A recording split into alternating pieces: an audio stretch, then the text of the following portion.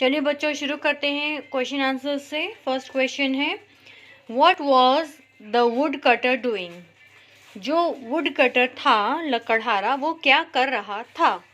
Answer है, the would cutter was cutting wood with his axe on a very hot day. लकड़हारा लकड़ी काट रहा था अपनी कुल्हाड़ी से, और कैसा दिन था? गर्मी का दिन था, बहुत गर्मी का दिन था, और उस दिन वो लकड़ी काट रहा था कुल्हाड़ी से। क्वेश्चन नंबर बी है, how did his axe fall into the river? लकड़हारे की कुल्हाड़ी नदी में कैसे गिर गई? आंसर है इसका, while the wood cutter was drinking water from the river. जब लकड़हारा नदी के पास जाकर पानी पी रहा था, नदी से पानी पी रहा था, his axe slipped accidentally from his hand and fell into the river। तो जो उसने कुल्हाड़ी पकड़ रखी थी वो उसके हाथों में से दुर्घटनावश स्लिप हो गई और नदी में गिर गई। पानी पीते समय उसके हाथ से कुल्हाड़ी नदी में गिर गई। क्वेश्चन नंबर सी है, why did the would cutter start crying? Woodcutter क्यों रोने लगा?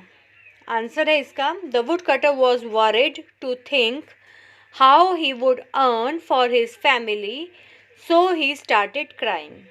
वुड कटर जो था वो ये सोच के परेशान हो रहा था कि वो अपने परिवार के लिए कैसे कमाएगा। क्यों? क्योंकि उसकी जो कुल्हाड़ी थी जिससे वो लकड़ी काट रहा था, और उस लकड़ी को वो जब वह मार्केट में जाकर बेचेगा उसके पैसे से उसका घर चलता था, तो वही जो उसकी आमदनी का सहारा था वही कुल्हाड़ी वो नदी में गिर गई, तो इसलिए वो रोने लगा कि अब वो अपने परिवार के लिए क्या कमा करके ले जाएगा। नेक्स्ट है question number D, who came out of the water? Water में से, पानी में से कौन निकल के आई? The river goddess came out of the water. पानी में से रिवर गॉडेस, जो नदी की देवी थी, वो निकल करके आई। क्वेश्चन नंबर ई है, why was the river goddess pleased? जो रिवर गॉडेस थी वो प्लीज क्यों हो गई? आंसर है इसका, the river goddess was pleased to see the honesty of the would cutter. जो रिवर गॉडेस थी वो वुड कटर की ऑनेस्टी, ईमानदारी देखकर के प्रसन्न हो गई, प्लीज्ड हो गई। ठीक है, तो ईमानदारी कैसी थी वुड कटर की? क्योंकि जब रिवर गॉडेस ने सबसे पहले सोने की कुल्हाड़ी दिखाई तो वुड कटर ने मना कर दिया कि वो उसकी नहीं है। सेकेंडली जब फिर से वो गई, क्या लेकर के आई? चांदी की कुल्हाड़ी। फिर वुड कटर ने उसको मना कर दिया क्योंकि वो वुड कटर की नहीं थी। थर्डली जब लोहे की कुल्हाड़ी लेकर के आई, तब वुड कटर ने कहा, क्योंकि वो जो लोहे की कुल्हाड़ी थी वही उसकी कुल्हाड़ी थी, तो ये उसी की ईमानदारी थी वुड कटर की, क्योंकि वह झूठ भी बोल सकता था लेकिन उसने ऐसा नहीं किया, तो उसकी ईमानदारी देख करके जो रिवर गॉडेस थी वो प्रसन्न हो गई। फिर क्वेश्चन नंबर एफ है, how did the river goddess reward the would cutter? जो रिवर गॉडेस थी उन्होंने वुड कटर को कैसे इनाम दिया? The river goddess rewarded the would cutter by giving him all the 3 axes. जो रिवर गॉडेस थी उन्होंने वुड कटर को इनाम में तीनों एक्सेस, तीनों कुल्हाड़ी थी, एक गोल्ड की, सिल्वर और आयरन, सोने की, चांदी की और लोहे की तीनों कुल्हाड़ी वुड कटर को दे दी। जी है क्वेश्चन नंबर जी है, honesty is the best policy discuss. आप इसको डिस्कस कीजिए। जो ऑनेस्टी है वो बेस्ट पॉलिसी है, मतलब जो ईमानदारी होती है वो एक अच्छी नीति, सबसे उत्तम नीति कहलाती है। आप इसको डिस्कस कीजिए। आंसर है इसका, honesty is one of the most desirable character traits in us. मतलब ऑनेस्टी एक ऐसा कैरेक्टर है हमारे अंदर जो रहता है हमारे अंदर ही, मोस्ट डिजायरेबल कैरेक्टर होता है।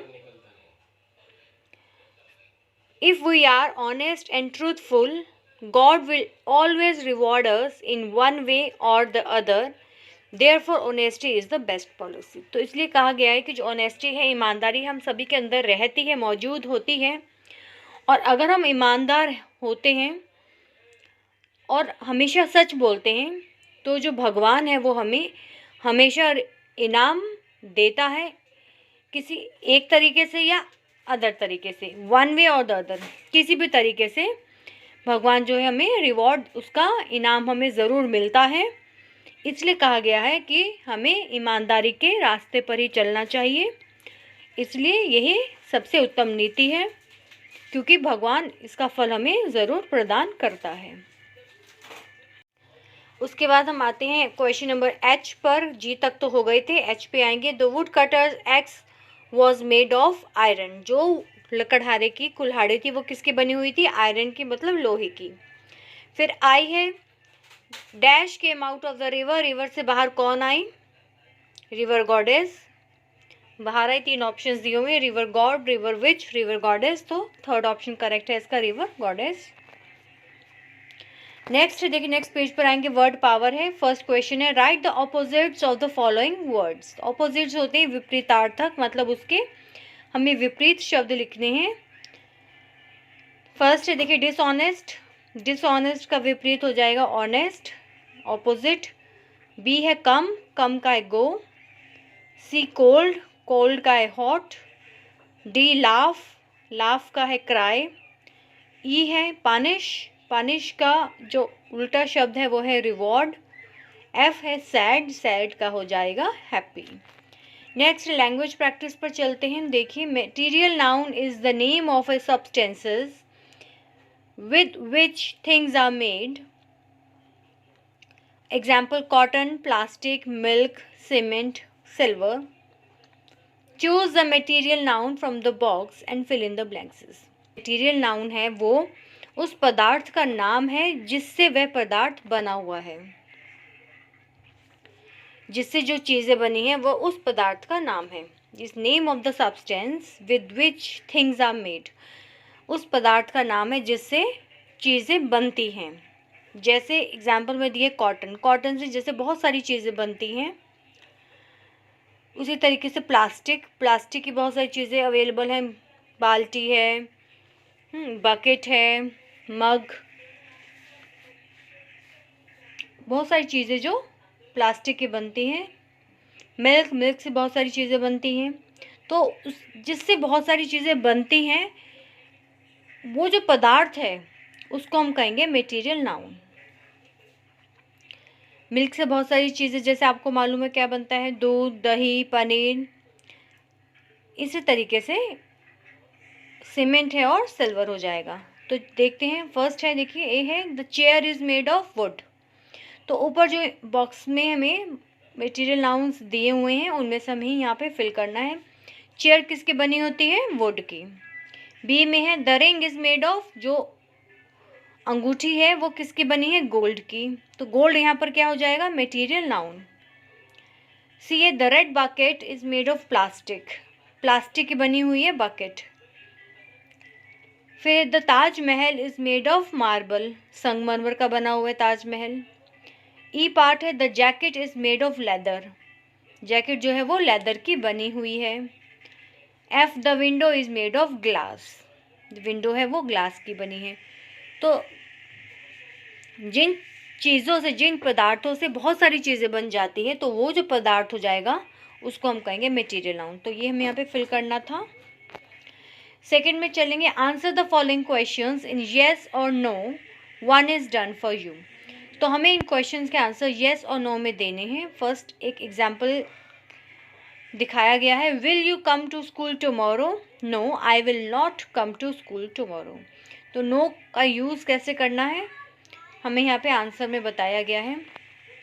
सेकंड देखते हैं, A, do you love to play outdoor games? Yes, I love to play outdoor games.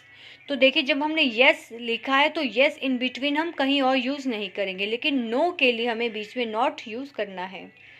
देखिए सेकंड पर चलते हैं, is Aruna a good dancer? No, Aruna is not a good dancer. तो हमने नॉट सेंटेंस के बीच में यूज़ किया है। सी देखते हैं, are the children going to watch a movie? Yes, the children are going to watch a movie. तो जब येस यूज़ करेंगे तो बीच इन बिटवीन येस और कहीं नहीं यूज़ किया जाएगा। डी है, were the boys playing football yesterday? No, the boys were not playing football yesterday. तो इस तरीके से हमें इनके क्वेश्चन के आंसर्स बताने थे येस और नो में। अब लास्ट है, देखिए एक्टिविटी है, do you think that the wood cutter was right? Give reasons for your answer. What would you do if you find A pencil box in the playground? तो इन दोनों के questions के answers हमें देने हैं, वन बाय वन हम देखेंगे। तो देखिए फर्स्ट क्वेश्चन है, do you think that the wood cutter was right? क्या तुम सोचते हो कि वुड कटर सही था? Give reasons for your answer. अगर आपका जवाब येस है तो आप उसके रीजन्स दीजिए, अगर आपका आंसर नो है तो आप नो के रीजन्स दीजिए। तो हमारा आंसर है yes, the wood cutter was right. Would cutter बिल्कुल सही था because he was truthful in saying that he had lost his iron x. क्योंकि वो बिल्कुल सच्चा था कि उसने ये कहा कि उसने अपनी लोहे की कुल्हाड़ी खोई है। One times greed would not have ensured his survival for the lifetime. मतलब एक बार का लालच, अगर वो उस टाइम पर लालच कर जाता और झूठ बोल जाता कि ये सोने की कुल्हाड़ी उसकी ही है पहली बार में, तो क्या वो सोने की कुल्हाड़ी उसकी जीवन भर के लिए काफ़ी रहती? नहीं, इसलिए वो सही था। He needed only iron axe which could strongly cut the wood and help him earn some income regularly. और उसे क्या चाहिए था? उसे सिर्फ अपनी लोहे की कुल्हाड़ी चाहिए थी, क्योंकि उस लोहे की कुल्हाड़ी ही उसकी ऐसी थी जो लकड़ी को काट सकती थी और उस लकड़ी को बेचने के बाद उसको जो इनकम वो अर्न करता उससे उसका घर का खर्चा चलता। तो अगर वो एक बार शुरू में ही लालच करके सोने की कुल्हाड़ी ले लेता तो वो उसके लिए लाइफ टाइम सर्वाइवल के लिए वो काफ़ी नहीं थी। तो वुड कटर बिल्कुल सही था कि उसने झूठ नहीं बोला, झूठ का सहारा नहीं लिया, इसलिए जो वुड कटर था वो बिल्कुल सही था। आगे क्वेश्चन पर चलते हैं।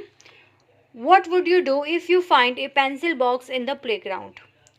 अब आप क्या करेंगे अगर आपको प्लेग्राउंड में एक पेंसिल बॉक्स मिल जाता है? हमारा आंसर है, देखिए, I would give it to my class teacher और school's reception so that the student who had lost it could be able to get it. कि अगर मुझे पेंसिल बॉक्स प्लेग्राउंड में मिल जाए तो मैं उसको अपनी क्लास टीचर को दे दूँगा, सबसे पहली बात। या तो स्कूल की जो रिसेप्शन होती है उस पर हम उसको सबमिट कर देंगे।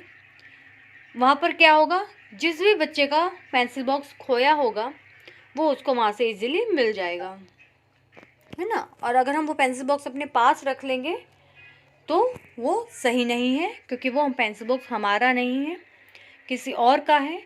तो हमें किसी और की जो चीज़ है, कुछ भी ये पेंसिल बॉक्स है या कुछ और गिर जाता है किसी का, आपको प्लेग्राउंड में मिल जाता है, तो आप उसको अपने पास न रख के अपने क्लास टीचर को दे दीजिएगा या प्रिंसिपल को दे सकते हैं आप अपने स्कूल में। तो जिस भी किसी बच्चे का खोया होगा वो वहाँ से कांटेक्ट करेगा और उसको वो चीज़ मिल जाएगी। तो ये थे हमारे यहाँ पर एक्सरसाइज कंप्लीट होती है और मिलते हैं एक नई वीडियो के साथ। आप इसी तरह चैनल को लाइक कीजिए, शेयर कीजिए और सब्सक्राइब कीजिए और देखते रहिए ऐसे न्यू वीडियोस। Thank you.